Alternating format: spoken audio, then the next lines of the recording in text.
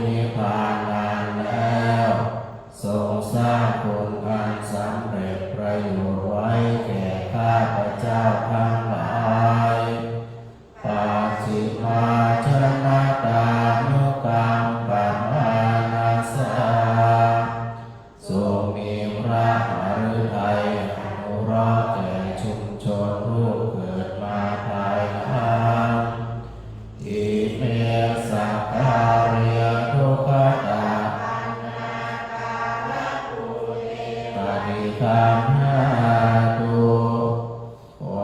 พระ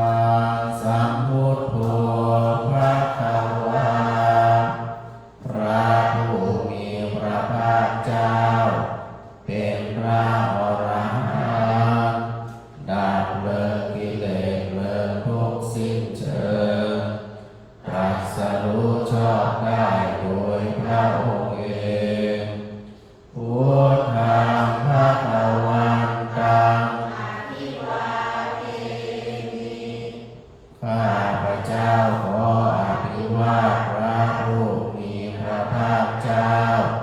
ผู้รู้ผู้ตื่นผู้เบิกบานสวากขาโตภะคะวะตาธัมโมพระธรรมเป็นธรรมที่พระผู้มีพระภาคเจ้า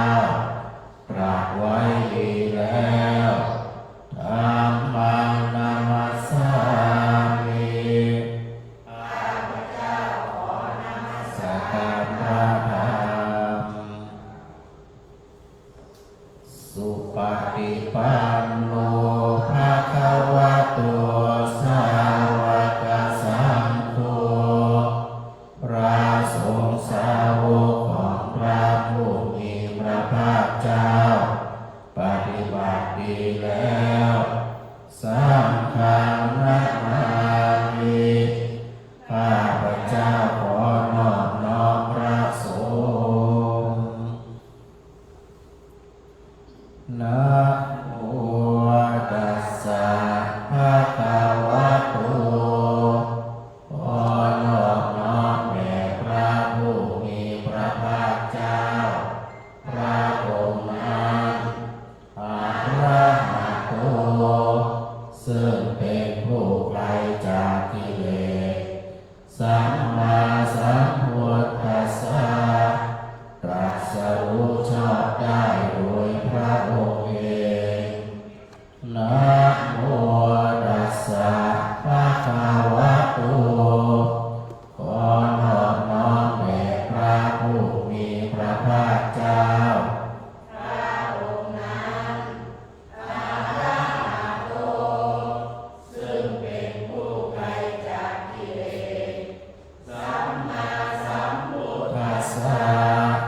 ตรัสรู้ชอบได้โดยพระองค์เองนะโมตัสสะภะคะวะโตขอนอบน้อมแด่พระผู้มีพระภาคเจ้าพระองค์นั้นอะระหะโตซึ่งเป็นผู้ไกลจากกิเลสสัมมาสัมพุทธัสสะพระองค์เองเปิดไปนาสาวสองทุกการเอธรรมบัดเย็นนะนะมยังพุทธานุสตินยังกโรมาเสอังคุปะนะภะคะวันตังวันกัลยาณัวกิตติศักดิ์ทัวภุคโตก็กิตติศักดิ์อันงามของพระผู้มีพระภาคเจ้านั้น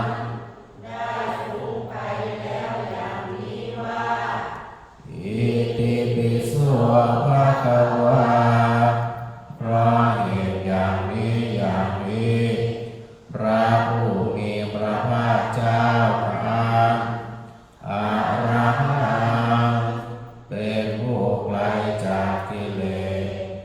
สัมมาสัมพุทโธ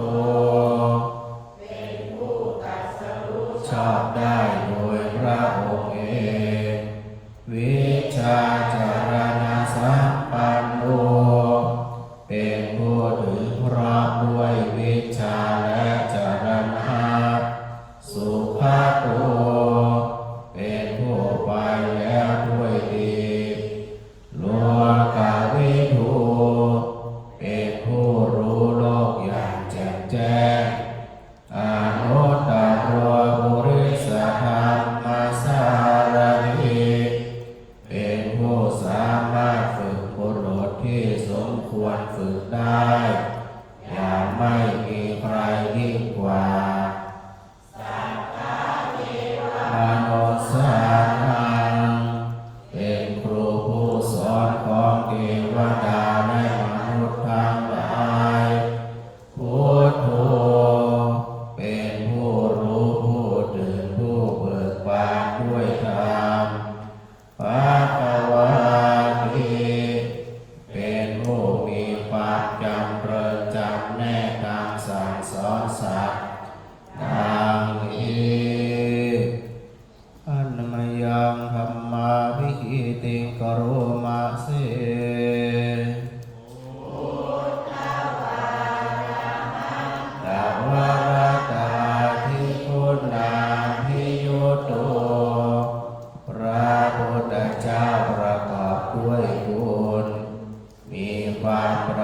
ดแห่งอรหันตคุณเป็นต้น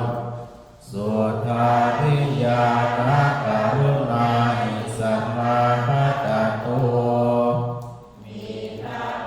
อันประกอบด้วยพระญาณ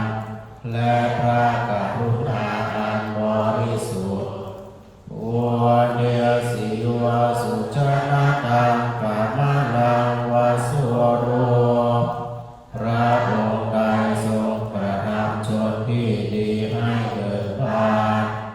ดูดอาทิตย์ทำบัวให้บานวันพามหังตามรณังศิรสาชิเนนังผู้ไม่มีกิเลสพระองค์นั้นด้วยเสียงกล่าวพุทโธโยสัพพะปานีนังเขมังมุตตะมังพระพุทธเจ้าพระองค์ใดเป็นสรณะอันเกษมสูงสุดของสัตว์ทั้งหลายปัฏฐมานุสติทานังวันทาสิริยนังข้าพระเจ้าไหว้พระพุทธเจ้าพระองค์นั้นแห่งความระลึก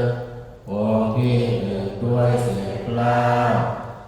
วัฏฏาสาหัสมิทาสุวะพุทโธเมสามิติสาโวข้าพระเจ้าเป็นทาสของพระพุทธเจ้าพระพุทธเจ้าเป็นนายมีอิสระเหนือข้าพระเจ้าพุทโธนุปัสสะปาตาจาวิทาตาพระพุทธเจ้าเป็นเครื่องกำจัดทุกข์และทรงไว้ซึ่งประโยชน์แก่ข้าพระเจ้าพุทธัสสะหังวิญญาเมมิสัพพิรังชีวิตังจิตังมอบกายถวายชีวิตนี้แด่พระพุทธเจ้าไตรสาเนพุทธาสิวะสุโธนิตังข้าพระเจ้าผู้ว่าอยู่จากประพฤติตามซึ่งความตรัสรู้ดีของพระพุทธเจ้านาทิเมสารนังอัญญาพุทโธวะรังสารณะอื่นของข้าพระเจ้าไม่มีพระพุทธเจ้าเป็นสารณะอันประเสริฐของข้าพระเจ้าเอเตนะสัจวัตเทียนวัฏฐายังด้วยการกล่าวคำสัตย์นี้ข้าพระเจ้าพึงเจริญในพระศาสนาของพระศาสดาพุทธังเอวันธัมมาเนยังปุญญาประสุตังอิทาข้าพระเจ้าผู้ไหว้อยู่ซึ่งพระพุทธเจ้าได้ผลไว้บุญใดในบัดนี้ยาเมมาเหสุปัสสะเดจะสาอันตรายทั้งปวงอย่าได้มีแก่ข้าพระเจ้า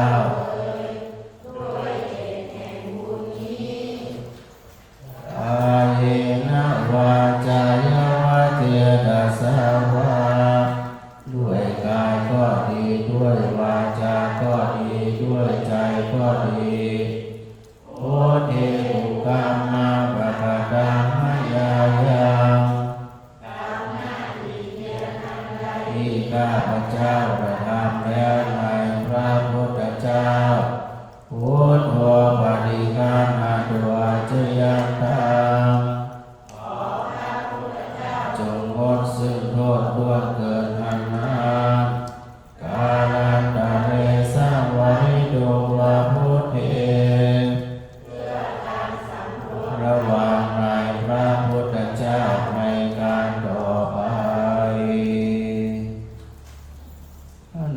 ยังธัมมานุสตินยังกโรมาเส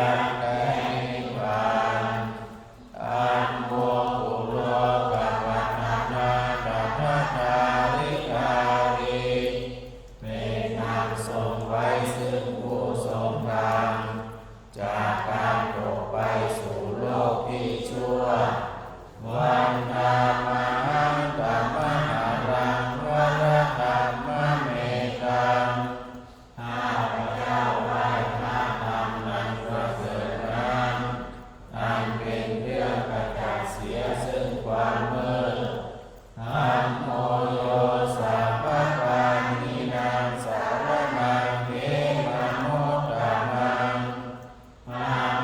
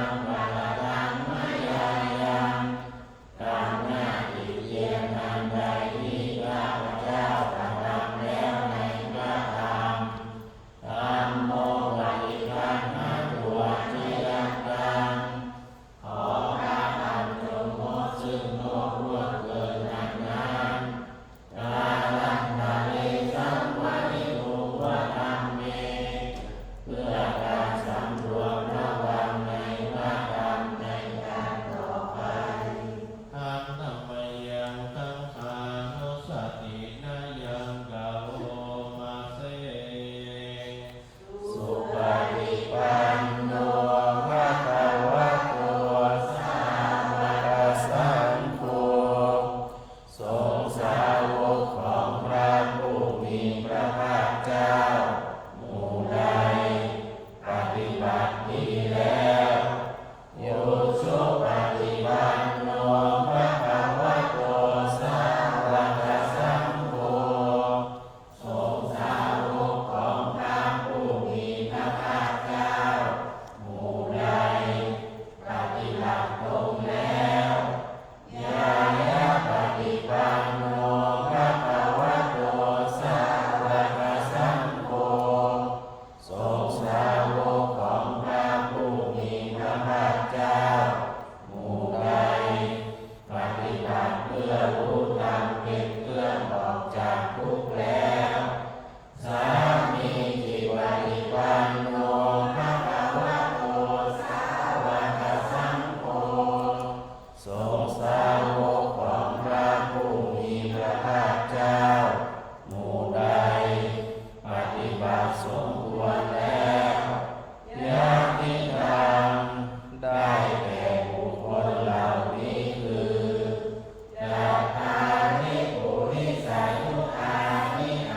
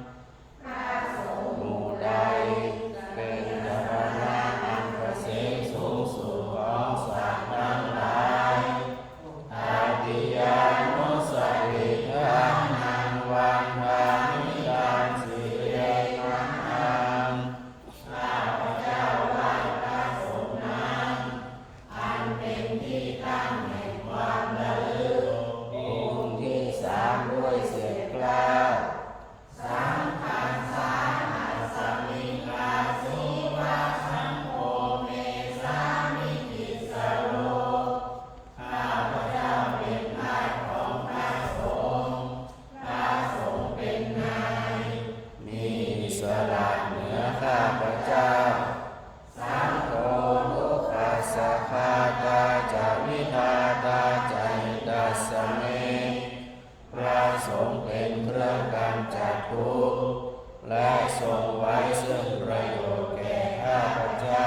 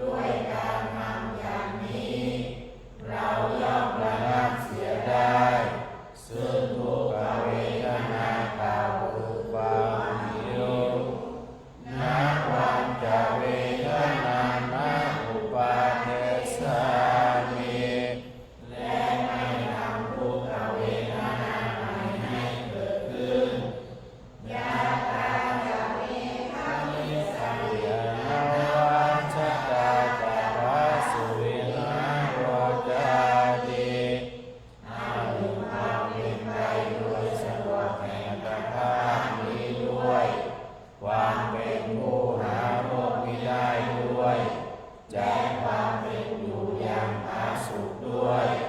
จะมีแก่เราดังนี้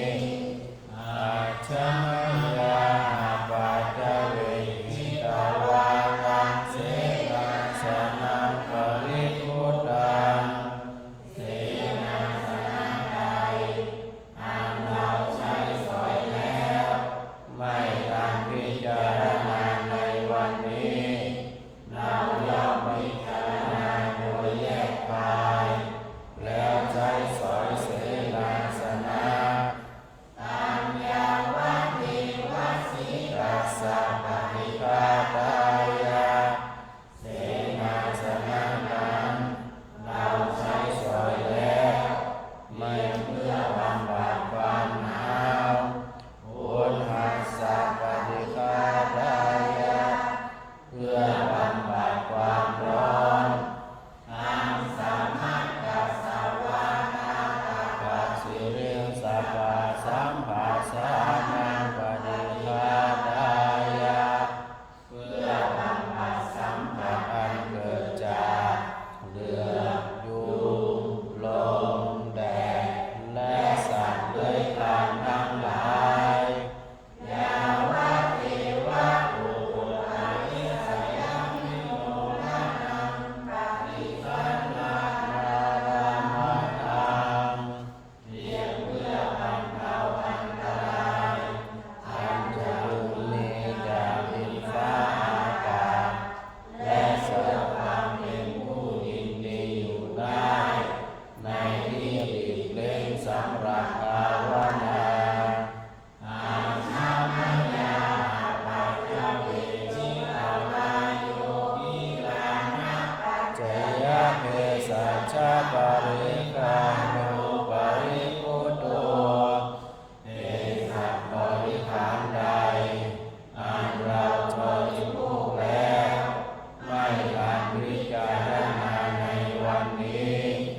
โสยาวะเทวะอุปันนานังเวยาปาทิยานังเว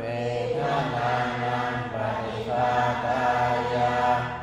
พิจารณานังเวสัพบริขารนั้นเราบริโภคแล้วเมื่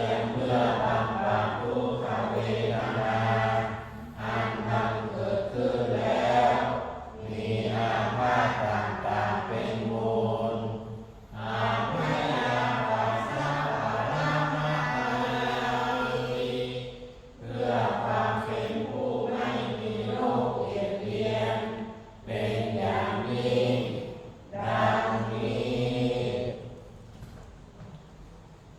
เปิดหนังสือไปที่หน้า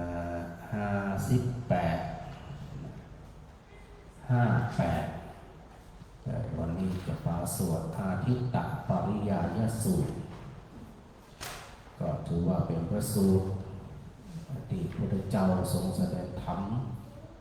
เห็นกับเหล่าชดิน1 ปันกับ3 คนปรากฏว่า1 ปัน3 คนเนี่ย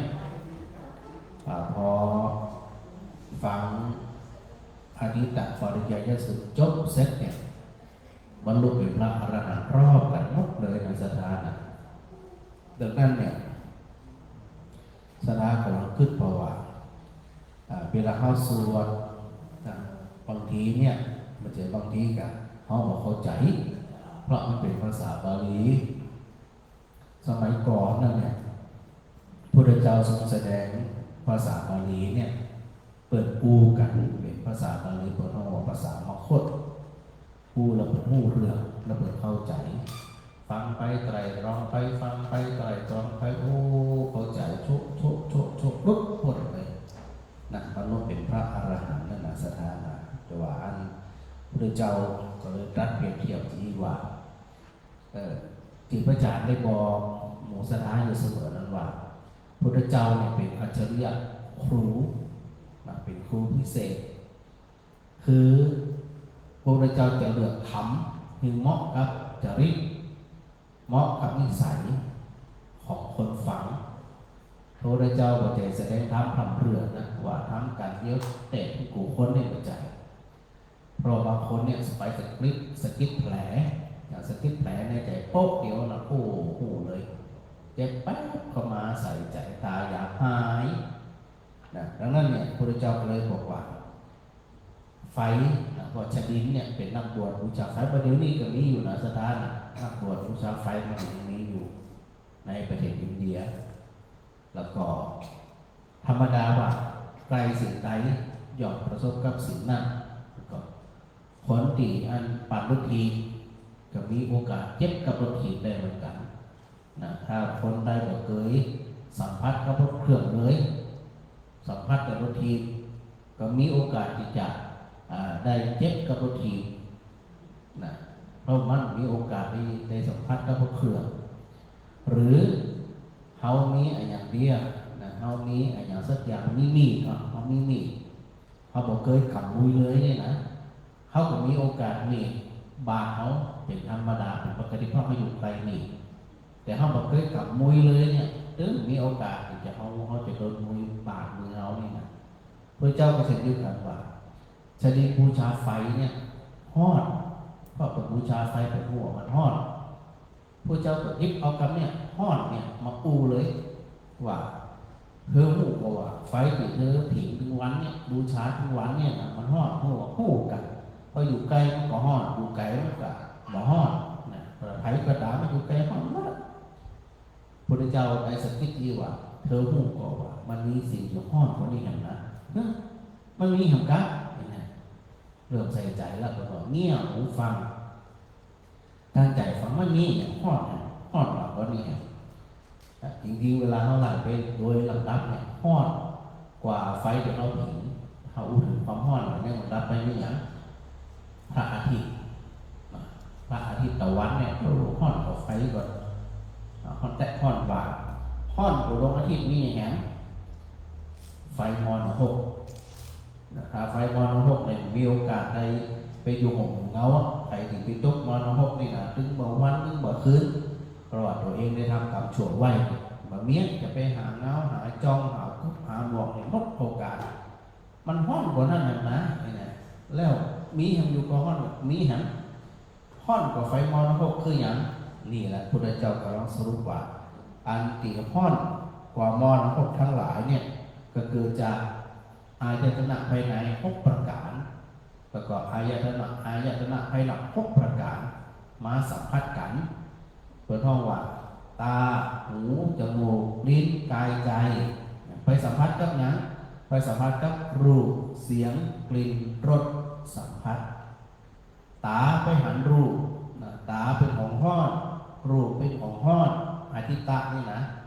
เพราะก่อเกิดวิญญาณกับพระผู้อันเกิดจากการพัดซักสัมผัสกันจิตมันหักหูจิตมันก็ห้อนไปตัวห้อนเพราะอย่าง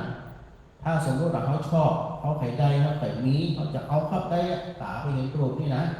มันห้อนเองห้อนใจเพื่อที่จะได้มาถามว่าถ้าไปได้มาหรือห้อนกับห้อนกันมันผิดหวังใครได้เดี๋ยวมาได้มันผิดหวังขนาดนะแต่ถ้าได้มาแล้วมันจะเย็นกันห้อนเหมือนเดิมจะได้มาแล้วมันห้อนอยู่กว่าจะได้มาหิ้มตายได้มาแล้วรักษามันก็รักษากว่ามันหายกว่าคนอื่นรักนี่นะถ้าสมมติคนอื่นรักหรือมันหายไปเอาไปจากมันก็ไปจากเขาห้อนดีกว่าเขาแห่งพระพุทธเจ้าบอกว่าที่มันห้อนได้แต่เกิดจากนั้นราคะคิโทสักคิโมหะคิพระพุทธเจ้าบอกว่าความห้อนเกิดจากราคะเกิดจากโลภะเกิดจากความโลภโทสักคิเกิดจากความโกรธความไม่พอใจความมุดนิดงุ่นง่านรำคาญหนูเนี่ยนะเกิดขึ้นกับไผ่ก็ตามมาห้อนแบบนี้เย็นนะตัวเองก็ห้อนคนอยู่ใกล้ๆกับห้อนหูห้อนใจห้อนบ้านห้อนเฮือนบางทีเนี่ยเขาสังเกตอย่างนี้นะไอตัวนี้เนี่ยพระพุทธเจ้าตรัสไว้เขาแล้วเขาเข้าใจเนี่ยมันจะโจทย์ใหญ่ตอนบ้านเขาเปิดแอร์เย็นจะได้กระจังเนี่ยผมพาจะได้กระจังเลยแต่ถ้าหากว่าเกิดราคะโทสะโมหะไฟ3ตัวมาสุมอยู่ในหัวนี่นะแอร์จะได้กระตือเอาไปอยู่ห้อนอกห้อนใจมุดนิดหมุนง่ารำคาญฟุ้งซ่านพอจิตมันแบบมีความสุขเราจะได้ส่งผลสุขภาพกายรับก็มาได้ แล้วก็พอเกิดความเครียดตึงเข้าที่เขาไปดูว่าสาเหตุของการเกิดมะเร็งเนี่ยลักๆเกิดมาจากอารมณ์บางคนแบบมีโรคภัยไข้เจ็บแบบมีอย่างมีแบบสักอย่างสภาพจิตลึกๆเลยมันจะได้ถึงพระพุทธเจ้าบอกถ้าปล่อยพาจะให้มันฮอดมันก็ฮอดจะให้มันเย็นมันก็เย็นเวลาพระอัญชลิน1,300 รูปเนี่ยฟังพิจารณาไปแต่รู้สูบแล้วสนใจก็ฮอดบ่สนใจก็ฮอดอันเกิดจากนั้นเกิดจากความโลภความโกรธแล้วก็ความหลงมันสูงอยู่เป็นไฟของไงดังนั้นเนี่ยพอดึงบทเนี่ยเปิดฟังเสร็จเปิดพยายามเอาอย่างไปดับเอาความเข้าใจเอาสติไปดับสติเนี่ยจุ่มเย็นไฟมันฮอดสมมติโทสะเกิดกับเขาความหมดพอใจความรุนนิดความจังอย่างมันเนี่ยเกิดขึ้นปั๊บสิ่งที่จะไปดับความฮอดก็คือตัวสติคืออย่างสติคือการหูตัวเขาหูตัวว่าเขาฮอดไปเกิดอย่างนี้เขาโกรธไปเกิดอย่างเขาโกรธไปเขาเนี่ยจะสบายเขาเนี่ยจะแย่เขาเนี่ยจะตุกสติมันเกิดละตอนนี้เขาบอกสบายใจรู้เนี่ยสติกลับไปโฮสเนี่ยไปหยักคือความห้อนเนี่ยมันเบาลงจนสุดท้ายพอสติเกิดขึ้นหูตาที่อีปั๊บตัวปัญญาเกิดขึ้นเลยบอกสนใจแล้วจังมั้งถูกใจพอถูกใจพอจังมั้งทุกสิ่งทุกอย่างมันแบบถูกสนใจสักอย่างเกิดปากอะไรเงี้ยปัญญาไปดับเรียบร้อยพอปัญญาดับมีปัญหาอะไรต่อไปเนี่ยใครจะไปกวนจะไปด่าจะไปว่าจะไปนินทาต่อหน้าก็ดีรับหลังก็ดีเฉยๆนะเหมือนมันหินนะสถาไปหินตีต่างๆกว่ามันจะเป็นหินมนใดเนี่ยมันผ่านพ่อผ่านหนาวผ่านฝนผ่านลมมาลูกหินลาดผีเขาเอาไปหินเป็นก้อนแข็งๆเนี่ยไปแจกในน้ำเขาก้นจะได้กระจับเกิดน้ำตื้นติดคุณเพราะมันต้องพลึกเป็นมาหินแข็งมันใจห้องกันนะเวลาเขาเข้าใจแล้วเนี่ยไปกวนจะได้กับบอกคุณนะเพราะไปเข้าใจว่าแข็งนะคนด่าด้วยกระต่ายเขาถูกด่าด้วยกระต่ายมีอย่างเสียเวลาหมดแล้วชีวิตไปชีวิตมันเขาทำหน้าที่ของเขาไปคนทั้งว่าตอมกวนจะได้โกนจะได้มันก็บอกคุณถ้าทาง1,000 กับ 3 รูปมันฟังแล้วคนบอกคุณละคนนักแน่นมันคงมันสนใจเฉยๆปัจจุบันโลกเป็นพระอรหันต์ความเป็นพระอรหันต์เกิดขึ้นเพราะผู้ซึกว่าทุกสิ่งทุกอย่างนั้นมันเกิดขึ้นแล้วดับไปเกิดขึ้นแล้วดับไปแล้วก็โดยสรุปพระเจ้าก็ได้ตรัสในเรื่องของนิพพินทนังคือการดับดังนั้นเนี่ยคำว่านิพพินทะนิพพินทะแปลว่าการดับคำว่าอาทิตตะแปลว่าของห้อนอันนั้นเขาตัดนั่งหลายลองดูปากกันสวดไปเข้าใจไปพิจารณาไปมาเข้าใจของเป็นยังเข้าใจกระถือการได้วนเวียนมาเขาทั้งหลายได้เข้าใจกันสืบต่อไปนะอย่างก็58ไปบอกกันเอวัมเอสุตังเอกังสัมยังยายังวิหารติขยาสีเสสะทิมพิปุสหัสเอนาตัตพระโคภะคะวะภิกขุอานันเตสิสัพพังภิกขามิตังกินจะภิกขเว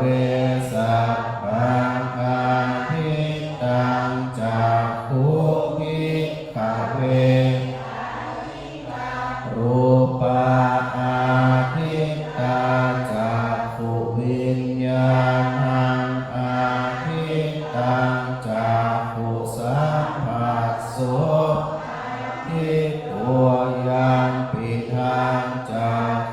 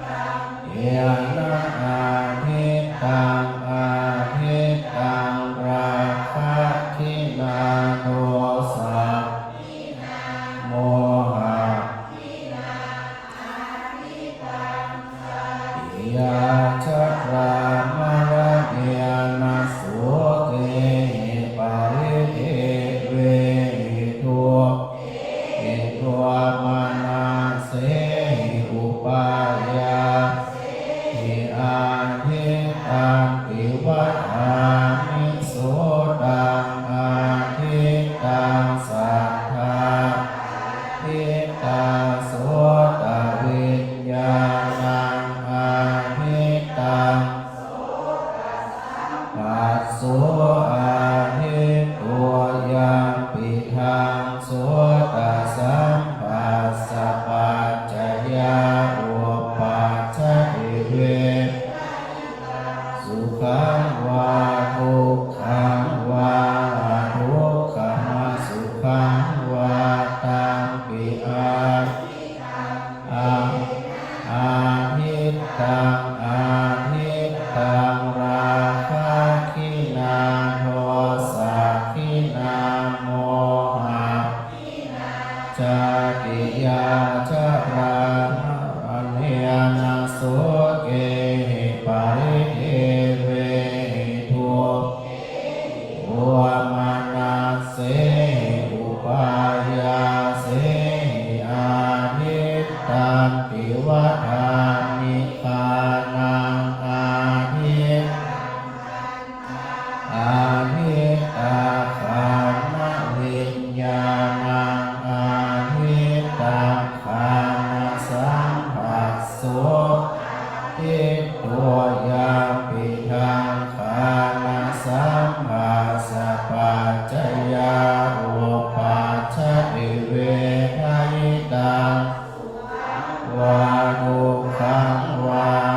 ทุกขมสุขังวาตัมปิอาทิตตังเกียนะอาทิตตังทิตตังราคะขินาโทสะขินา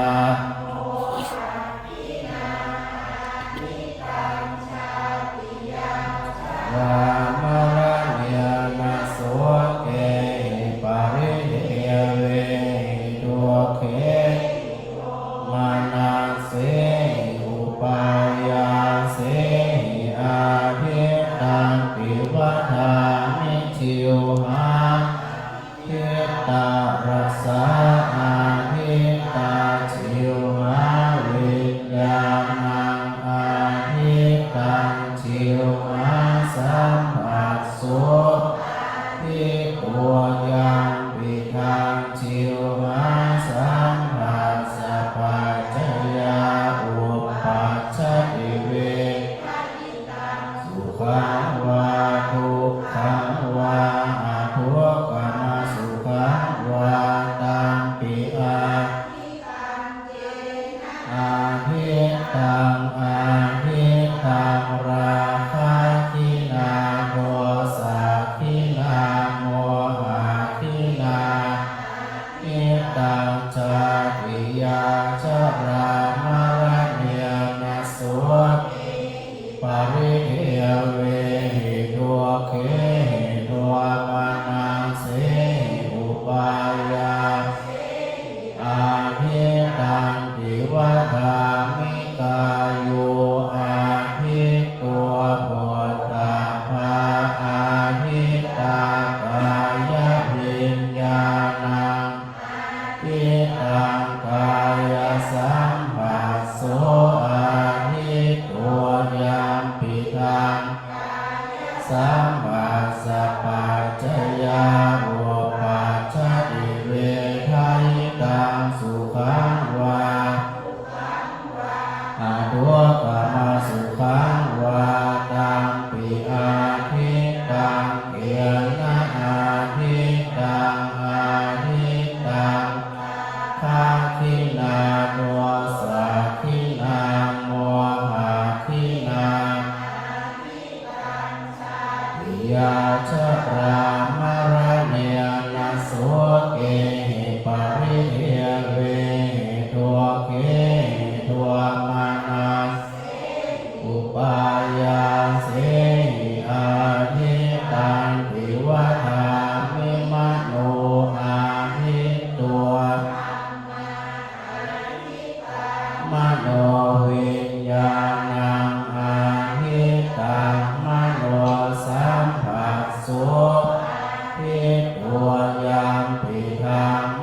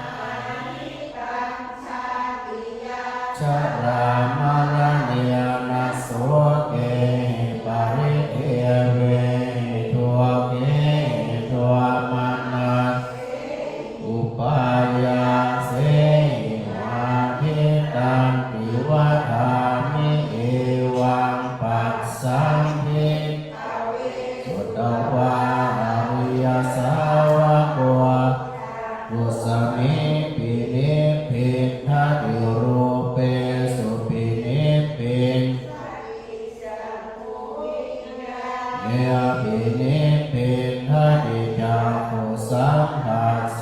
ปินิพพินทัตติยามปิทังกุสัมผัสสะปัจจยาอุปัชฌติเว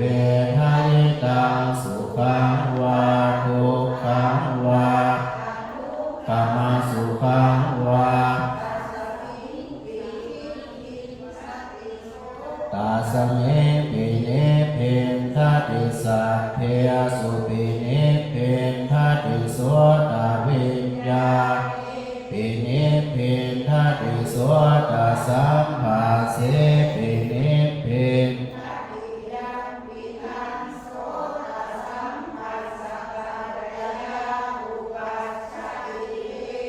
อิตังสุขังวาทุกขังวาทุกขมาสุขังวาตัสสมิอิทัตติคานังสมิปินิพพินทัตติคันเทียสุปินิพพินกานาวิญญาเนปินิพพินทัตติคานังสัมผัสนิพพินทัตติยามปิทังกามสัมผัสสะปัจจยาอุปัชฌติเวทายตังวาทุกขังวาทุกขมาสุขังวาตัสสมิอิทัตติชิวหายปินิพพินทัตติรัสเสสุปินิพพินภาวิญญาเนปินิพพินทัตติชิวหาสัมผัสเสปินิพพินทัตติยามชิวหาสัมผัสสะปัจจยาอุปัชฌติเวทายตังขังวาทุกขมาสุขังวา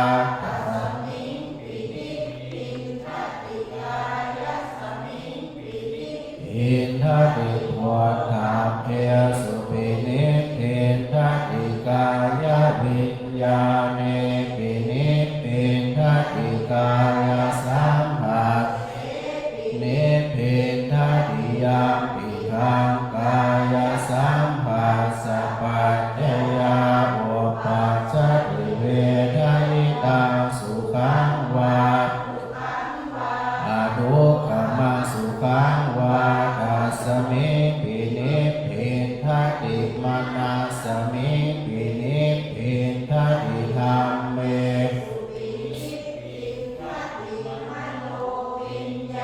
เยปินิพพินทัตติมโนสัมภาเสปินิพพินสัมภาสะปัจจยาอุปัชฌติเวทายตังสุขังวาทุกขมาสุขังวาตัสสมิวิราชติวิราคาวิโมจติวิโมตัสสมิ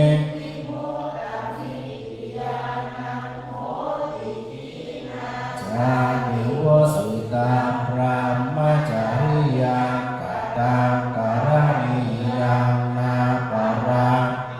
ตัตตายาติปัจจานาติติธัมโมจะภคะวามนาเตปิขัวภคะวะตัวภาสิตังวงอิมาสมิงกัปนาวายากรณาสมิงพัญญามาเน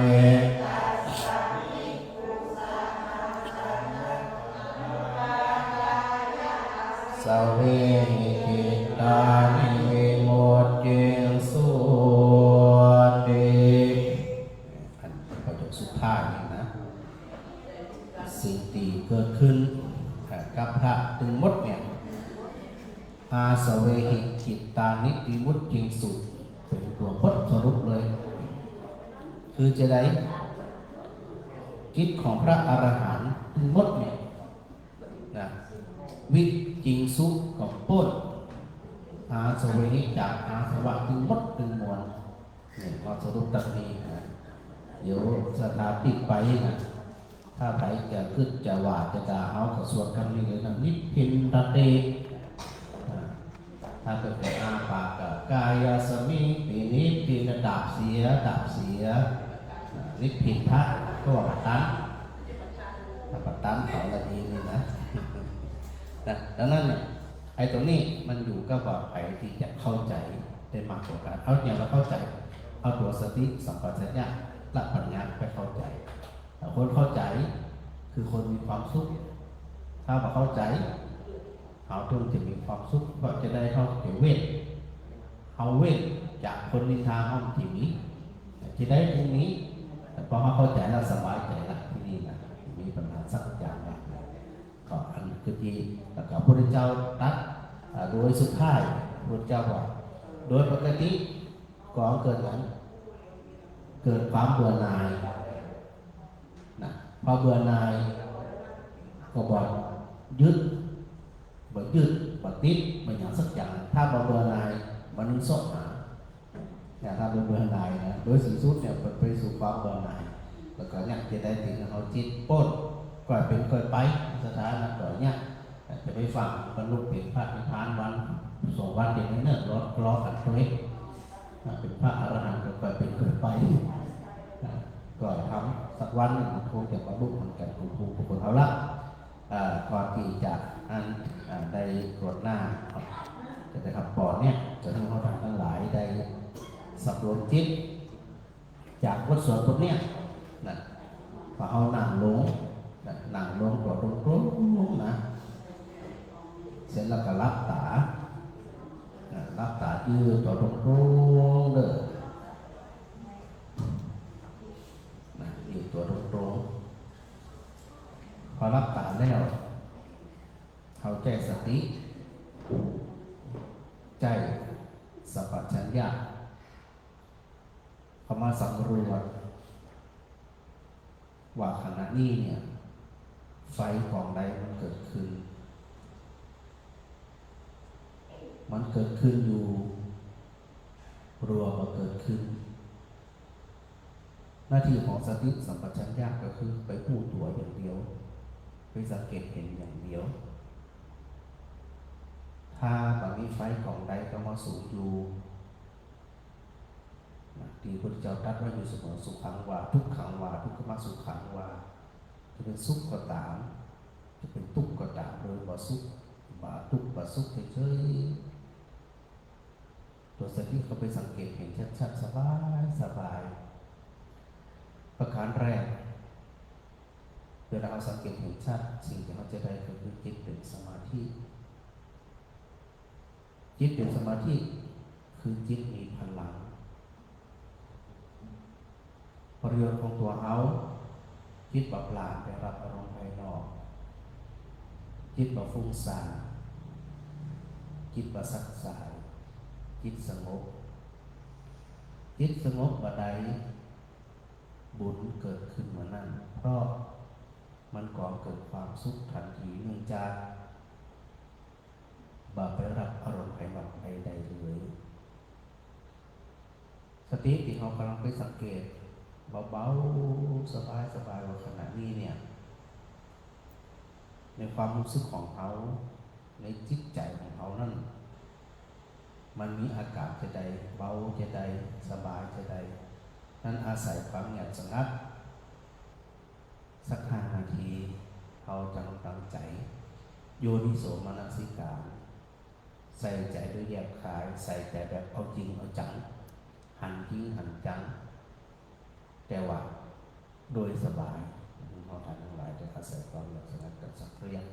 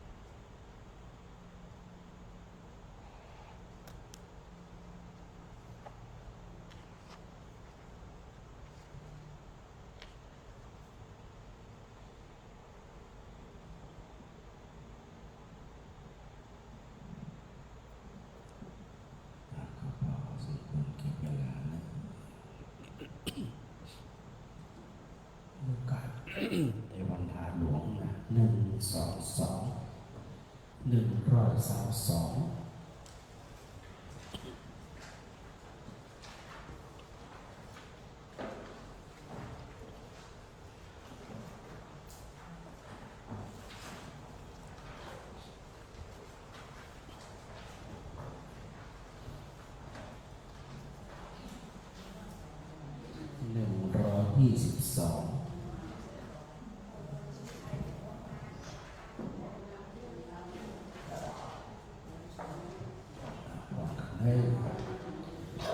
วันทา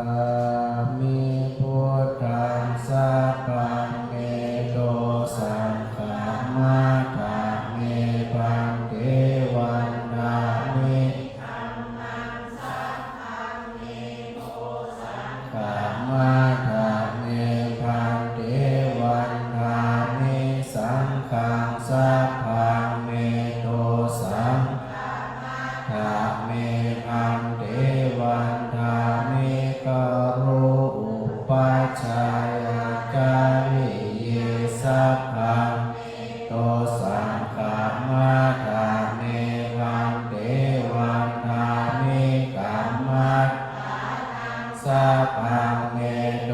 สังฆามาทามิปันเทวันนามิอาราเมสีมายังสัพพังเมโตสังฆามาทามิปันเทวันนามิเจติยังสัพพังสัพพะทานิสุปฏิติตาสาริระมหาโพธิพุทธรูปัสสะกะลังสัทธานาคาโลเกธัมมาโลเกชมพูติเปลังกาติเปสามิราตาตุโยเกสาตาตุโยอาระหันตาเจติยังคันธาโคติจตุราสีติสหัสเสสัพเพสัมปาราเจติยังอาหารวันทามิทุระตุอาหารวันทามิอาหารวันทามิสัพพะโสเปิดไปนา35กำลังแผ่เมตตาแบ่งปัน35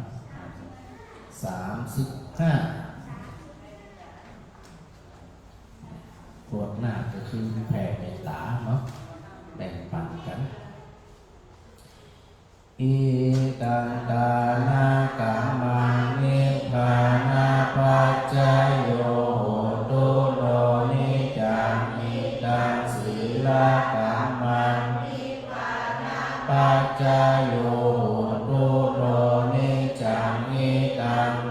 วานากัมมังนิพพานาโอโตโนนิจังยังกินจิกุศลกัตตะปังกัมมังสัพพิกาเตหิกาตังปุญญังโมหังโนโมทันตุโอนโตเยเทวะหัสสะมิงหานิอาทิคาตาปัสสะทาโหโตสัพพะสัตตานังสุขีอัตตานังรังโตมาตาปิตาสุขิตาสัพเพยาติกาสุขิตาโหตุทุกขาปัจมุญจันตุ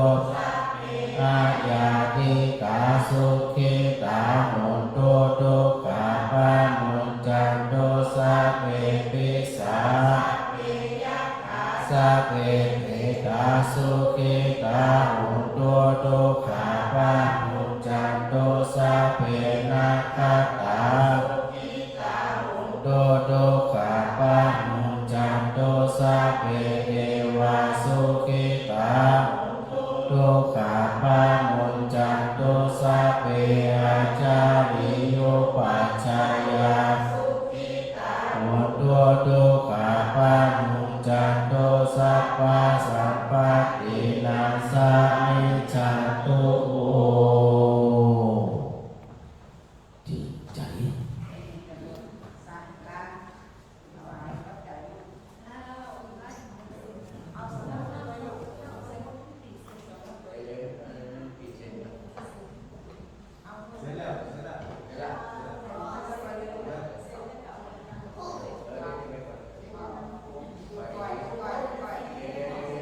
วางลงกันหลังลงลงวางลงกันวางลงกันวางลงเก็บกราบลง3 รอบ 3 ครั้งลูก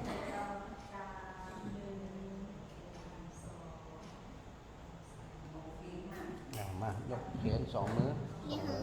โอเคกราบถึง3ส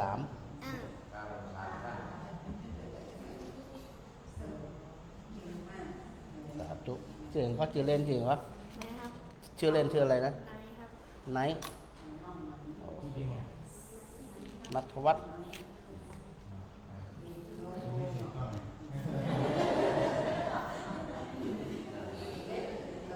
วันนี้มาถึงหมด19 ท่านวันนี้มา19 เลขเก่าแม่บุญมากับแห่งหารแม่สมสอนยศเสนาเวลาประจักษ์ตักจืดเนี่ยนะสถานะมันตั้งไปโทรลงไปบอกก่อนปุ่นอันเต่าเตียวดาได้ยินหมดแม่หนูรักวัดน้อยไหนนั่งไว้แล้วก็อันแม่บัวทองทาแก้วนี่แม่นิ่งปาติ๊บนั่งเมื่อไหนนั่งไหนโดยประพูดนะฮะสุชีลาแหละ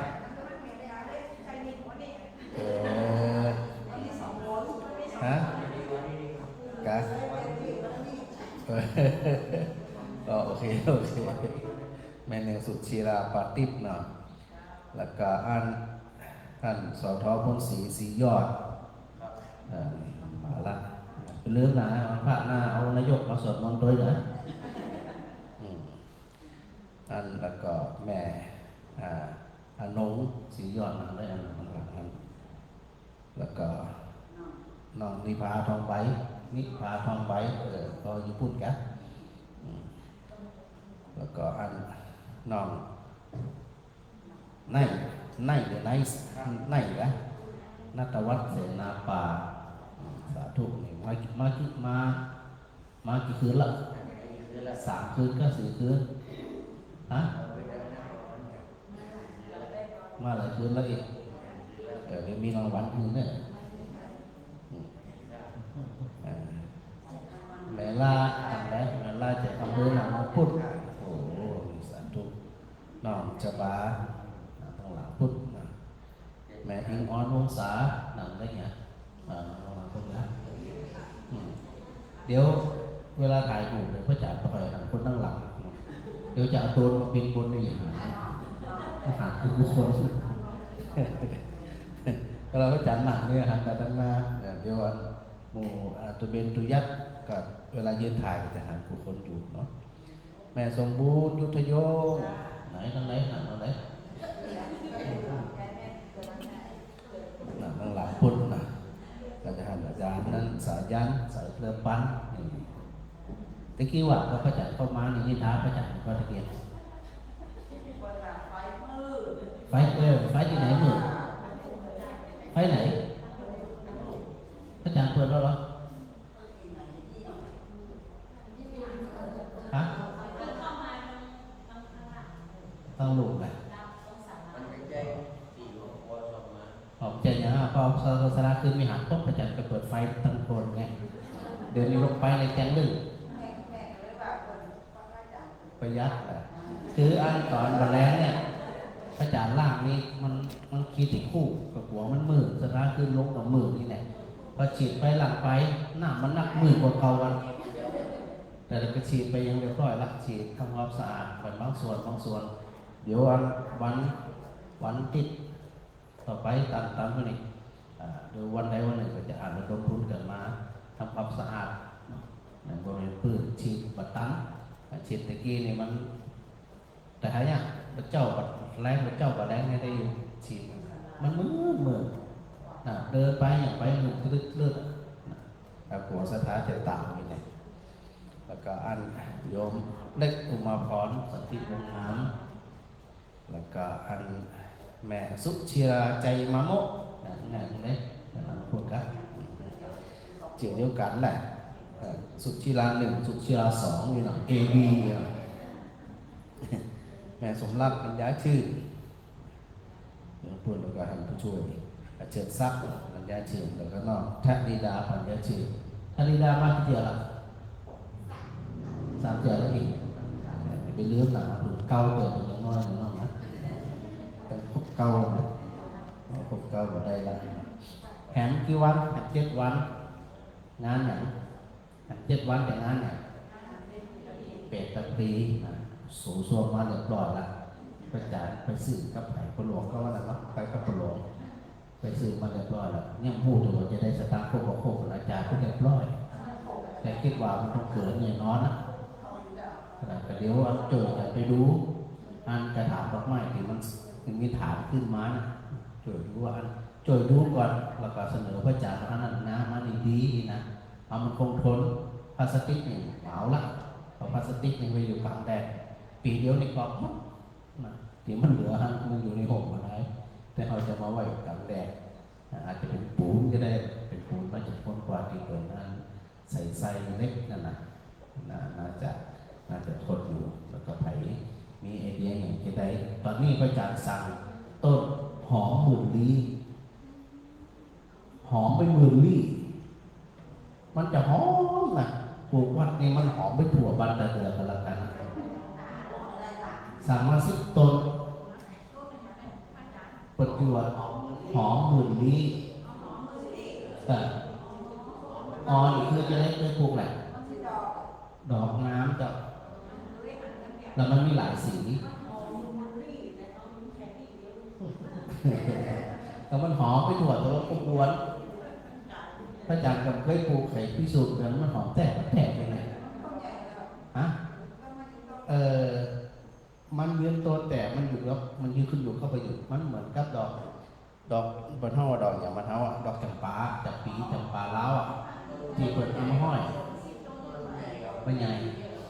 ต้นมันใหญ่แต่มันเป็นผูกงามแต่ถ้าเอาลงดินนี่ใหญ่เนาะใหญ่แต่ว่ามันใหญ่มันจะใหญ่นักนะถ้าใส่กระถางนี่มันกำลังงามถ้าปื้นเนี่ยมันใหญ่เหมือนกับลำไยได้เอาทำใส่ปื้นใส่ปลูกกับดินน่ะแล้วมันจะหอมพระอาจารย์เดี๋ยวนี้พระอาจารย์กำลังไปดูว่าเขาจะปลูกไปอย่างที่มันชอบเข้ามาแล้วสบายตาสบายใจสบายตามีกลิ่นหอมมีไหนดูเข้ามาแล้วมันมีอย่างเปลี่ยนแปลงเป็นไปได้ก็พยายามที่จะเอาอยู่ว่าคือมันดอกเวลามันดอกเขาจะบังคับมันดอกเวลาเขามีงานใดเขาบังคับเลยคือออกวันนี้เลิกมันออกเลยนะเอาเนี่ยมันเดี๋ยวมันเนี่ยเอาบังคับได้อันนี้ก็บอกสถานีหูแล้วก็มีหลายอย่างอยู่นะคือหลายอย่างอยู่แต่ก็ไปเป็นไปอัพพอร์ตยุโทวัลลาโททีโรวัลลาโทปฏิภาณโทสุขสัทธาตาเมตาวิสุขังสุอธิกัจจติอายุทัตตัวพลังวันนาสุขัจจปฏิภาณโททีขายุยัสสวะโหติยัตถยตุปปัจจติทิปวัตุสัพพมังคลังพระการดุสัพพเทวดาสัพพพุทธานุภาเวนะสัพพธรรมานุภาเวนะสัพพสังฆานุภาเวนะสัทธาโสธีภะวันตุเตเดี๋ยววันพระหน้าตุยักษ์นำวันนี้ข้างแรกเราจะมาขึ้นวิหารนักนิยามเอาติดปิดเล็กเล็กตุยักษ์นี่นะเขาเห็นเขาก็เป็นยิ่งดูเล็กแล้วแต่ตัวลูกน้องเราพวกแก่กิ๊กก็คือมาแล้วนี่นะในการทำบ่อยกันเนาะพาโล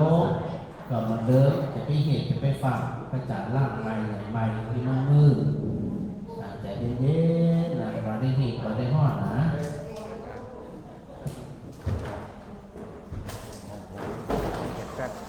ถ้าเป็นพีเขาขยับหลังบอกเขามา เย็นมันเป็นวันเย็นเอามาจัดครับเป็นอย่างนี้นะ โดยจัดที่ไหน อย่างเงี้ยอย่างวันนี้ เป็นจังหวะ มันเกี่ยวกับไม่เกี่ยวบุญเนี่ยครับมันทำมาได้แต้มมันนั่นแต่มันอ่ะเอาครอบถ้าเอาปลอกนะถ้าเอาปลอกอะไรถ้าบ่ปลอกกับเป็นอย่าง มันเป็นมันก็ เลยทำไปเลยทำไป แล้ว เล เรา ย วันบุกเมื่อวันกี่โมง